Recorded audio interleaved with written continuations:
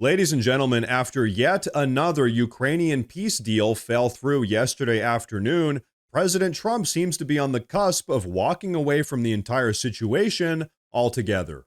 That's right, President Trump, who has spent months trying to bring both Russia and Ukraine to the negotiating table, has just about had it with Zelensky's antics, his media grandstanding, and his impossible demands. Now, after the deal fell through, President Trump typed up an absolutely scathing post targeted at Zelensky. Take a look at this. Ukrainian President Vladimir Zelensky is boasting on the front page of the Wall Street Journal that Ukraine will not legally recognize the occupation of Crimea. There's nothing to talk about here. This statement is very harmful to the peace negotiations with Russia in that Crimea was lost years ago under the auspices of President Barack Hussein Obama and is not even a point of discussion. Nobody is asking Zelensky to recognize Crimea as Russian territory, but if he wants Crimea, why didn't they fight for it 11 years ago when it was handed over to Russia without a single shot being fired? The area also houses, for many years before the Obama handover, major Russian submarine bases. It's inflammatory statements like Zelensky's that make it so difficult to settle this war. He has nothing to boast about. The situation for Ukraine is dire. He can have peace or he can fight for another 3 years before losing the entire country. I have nothing to do with Russia, but have much to do with wanting to save, on average, 5,000 Russian and Ukrainian soldiers a week who are dying for no reason whatsoever.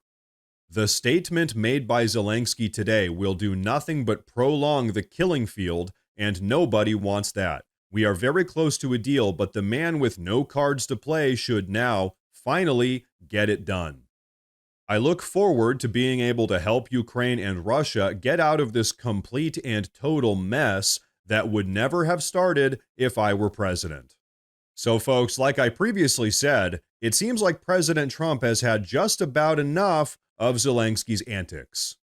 You see, unlike Joe Biden's foreign policy, which was weak, confused, and frankly embarrassing, President Trump has made it very clear. America will not underwrite endless foreign wars, especially when the so-called ally we're bankrolling is sabotaging peace talks at every opportunity.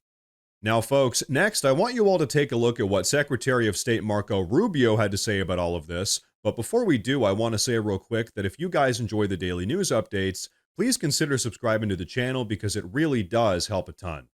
But all right, ladies and gentlemen, take a look at this. This is a terrible war and it needs to end. Because it has no military solution. There is no military solution to this war. We have to be frank. Russia's not just going to roll over Ukraine and take the whole country, and Ukraine's not going to push them all the way back to where they were before 2014.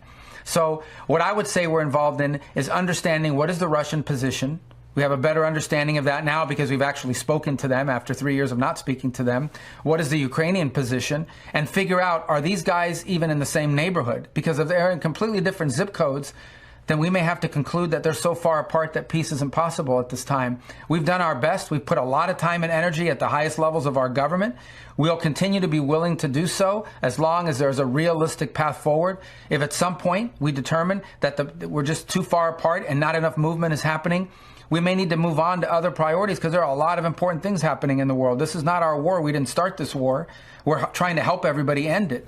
So, folks, there we hear pretty much the same message from Secretary of State Marco Rubio. If Zelensky continues to undermine the ongoing peace talks, America is done.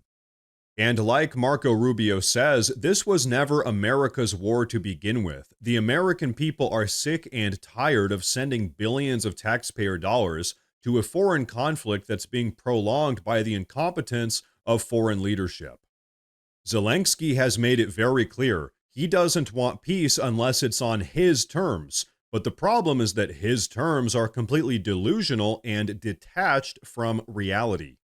In truth, in order for peace to be achieved and for a deal to be made, both parties involved in this war, Ukraine and Russia, are going to have to make some concessions. That is how deals are made.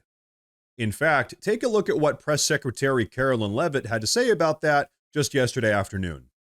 And in order to make a good deal, both sides have to walk away a little bit unhappy. And unfortunately, President Zelensky has been trying to litigate this peace negotiation in the press. And that's unacceptable to the president. These should be closed-door negotiations. The president's national security team, his advisors, has exuded significant time, energy, and effort to try to bring this war to an end. The American taxpayer has funded billions of dollars in this effort, and enough is enough. The president's frustrated. His patience is running very thin. He wants to do what's right for the world. He wants to see peace. He wants to see the killing stopped. But you need both sides of the war willing to do that. And unfortunately, President Zelensky seems to be moving in the wrong direction. So, folks, there you have it. In order to make a peace deal work, both sides here, Ukraine and Russia, are going to have to walk away from these negotiations slightly dissatisfied. That is how deals are made. But the problem is that Zelensky doesn't seem to acknowledge that. He wants everything done his way, despite having pretty much zero leverage, and in the meantime, his antics are costing lives. Thousands of Russian and Ukrainian soldiers are dying every single day because Zelensky refuses to negotiate. And so that is exactly what President Trump is trying to stop. But Zelensky seems more interested in playing dictator than saving his own people. Honestly, at this point, Zelensky's behavior has become nothing other than dangerous and reckless, because every time he rejects one of these peace offers, every time he leaks sensitive information to the media, he pushes the world one step closer to global conflict. And if that happens, make no mistake, Zelensky won't be the one paying the price. No, it'll be the American taxpayer, it'll be our soldiers, it'll be our national security that takes a hit. This war has already drained over $200 billion in American resources, probably more, resources that could be used to fix our border, to rebuild our crumbling domestic infrastructure, or hell, to take care of our veterans. Instead, all of that money is going to a foreign leader who's more concerned with looking cool in the left-wing media than he is with achieving peace.